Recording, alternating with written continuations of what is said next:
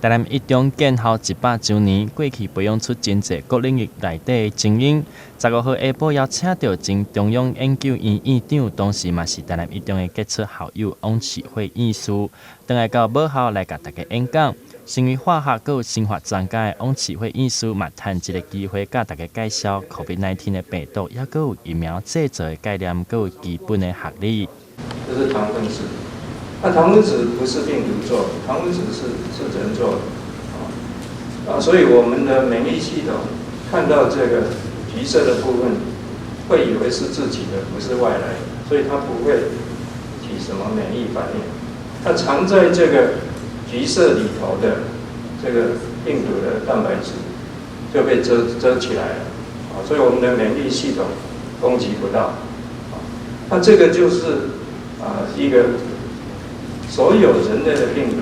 都是这样子，我想那平昭院士应该比我更清楚，这个所有人类的病毒都会利用寄主的这个糖化的机制，把自己的表面盖了一层糖衣，那这个糖衣就会干扰我们的这个免疫系统，让我们的免疫系统辨识不出来。那这个问题还有更深层的，就是很奇怪，这个被糖分子盖住的地方，它是不太容易突变。那没有被盖住的一直在突变。那我们假如设计疫苗产生了免疫反应，也要去针对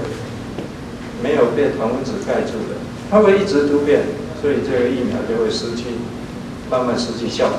那今天也看到了，在流感我们也看到，每年都不一样，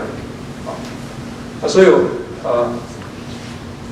我们就从这个角度着手来思考这个所谓广效。广效的意思就是，你这个疫苗不只针对当时流行的应该也可以针对以后会发生的或者过去的。我们才能够叫做广效。